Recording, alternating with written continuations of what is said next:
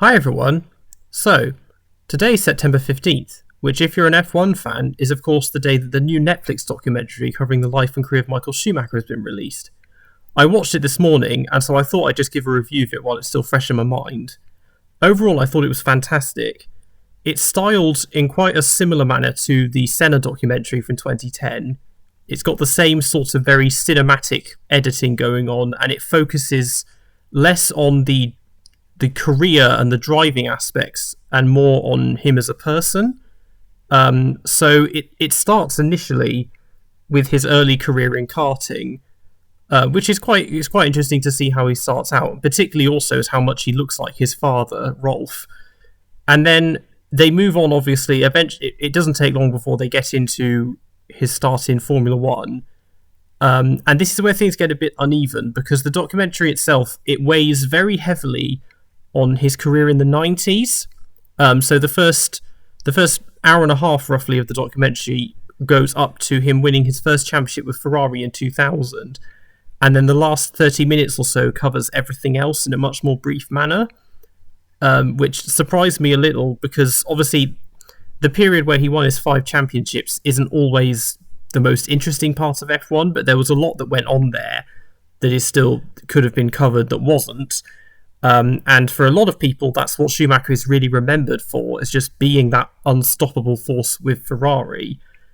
And it looks, in terms of his career with Ferrari, it looks more at the first 5 years and basically that struggle to get the championship with them, and him feeling like he'd kind of redeemed or justified himself by doing so.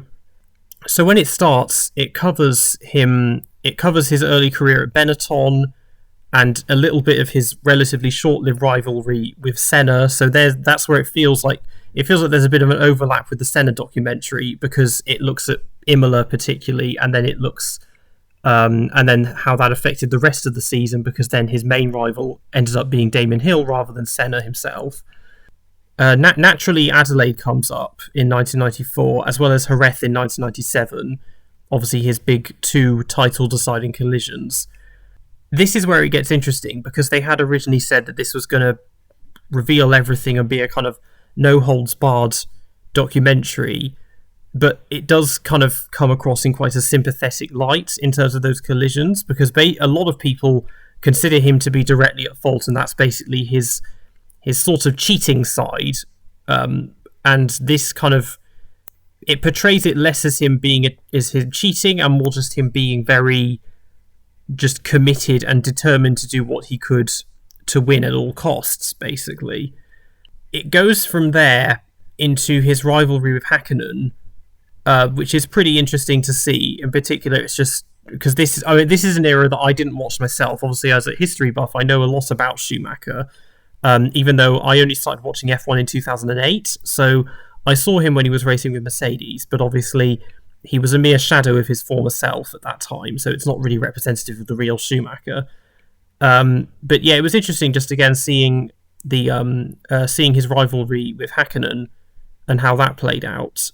And obviously it was interrupted when in Silverstone 1999 when he broke his leg, and how that affected everything, and then eventually he came back in 2000 and overcome all of that to finally win the championship with Ferrari, their first since 1979.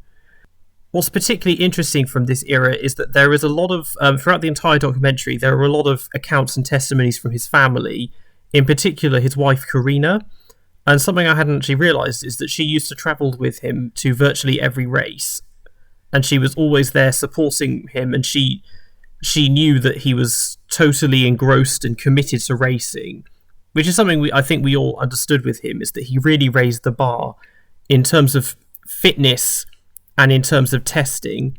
And that's something that even today we don't really see. I mean, even the modern drivers, they're all in amazing physical condition, but it's gone. Obviously, now we have in-season testing bans, so there's no unlimited testing like there was in his day, and a lot of that stuff is done on the simulator.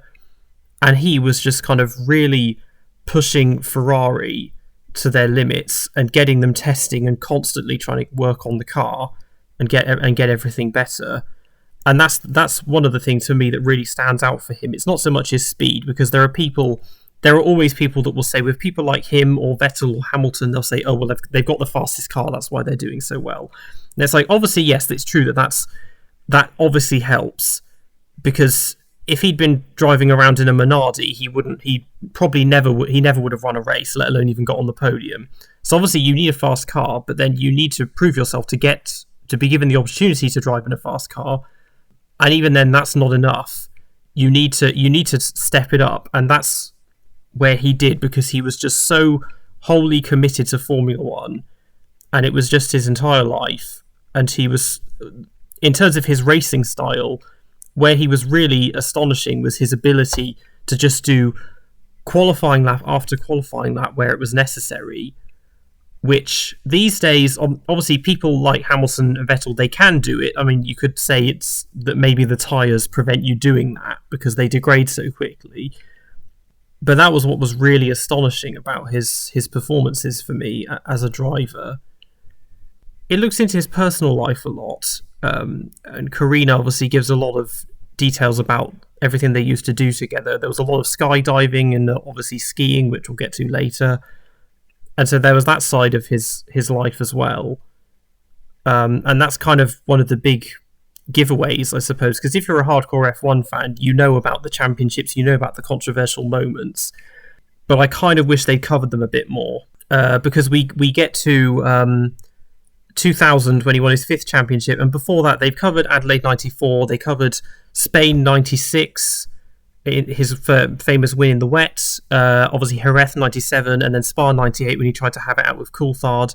And they put everything, it seems like they're trying to avoid directly blaming him for these incidents. I mean, some of those you can say they're definitely his fault. I mean, the one with Spa 98, I was looking at it back and I was thinking, I don't know, they're trying to blame Coulthard for this, and it doesn't really come across that way to me, because he seems he's not blocking him, he's keeping to the side, and obviously maybe it was just a racing incident because of lack of visibility or whatever, and obviously that very well probably did cost him the championship that year. But there we get to 2000, and it basically says how now he felt like he could relax, and he kind of redeemed himself, and he didn't need to justify or prove anything. But then he went on to win the next 4 championships on the trot. It doesn't really go into any detail with those. I mean, there was a lot of stuff you could cover there. I mean, for example, there was the British Grand Prix race where he won in the pit lane because he was taking a penalty, and that was controversial. This wasn't his fault directly, but obviously Austria 2002, when Barrichello had to give him the win right at the end, was another one. That wasn't covered. Monaco 2006, when he blocked the track in qualifying, that wasn't covered. And then getting onto that, there's no mention at all of Alonso, there's no mention of Barrichello, there's no mention of Raikkonen. And that's kind of stuff you'd think would be covered, particularly in terms of the rivalries that he did have, but also just the team dynamic with Barrichello. They cover Eddie Irvine, they cover his... and Mika Hakkinen appears as well and talks about their rivalry. But there's a lot of stuff that they did kind of miss, I think. Post-retirement, again, they very briefly cover his return with Mercedes. I mean, maybe there isn't a huge amount to say, because obviously by then he was much older and he just wasn't anywhere near as competitive. He got that pole in Monaco, so we still saw a glimpse of what he was made of. But that was all covered very briefly. I mean, the documentary, it's just under 2 hours in length, and they probably very easily could have made it 4 hours if they wanted, or made it a 2-part. But then that would have become more of just a general documentary about his racing career rather than him as a person, I suppose. So then it gets obviously to his post-retirement, and then naturally we get to the accident. And myself, and I'm sure a lot of F1 fans, are curious to know about his condition and whether or not the family were going to give away any details about it, and the answer is no. They talk about how their lives have changed with this, particularly, I mean, his wife and his Mick and his daughter Gina, they all discuss it. Mick in particular, there's a very heartfelt part where he's talking about the fact that now that he's an F1 driver himself, that he has this whole new part of his life that he wishes that he could share with his dad, but is unable to. And his wife Karina is talking about how he spent so many years protecting us that now it's time for them to protect him, which I think is very understandable. And it's, I think, I mean, I imagine a lot of people, including myself, are curious to know what his condition actually is, in terms of if he's fully conscious, or if he can walk, or if he has severe memory loss. I mean, there are conflicting accounts from different people that visit him. I mean, like Jean Todt visits him on a regular basis, and I think I'm assuming that Vettel does as well, because he's very close with the family.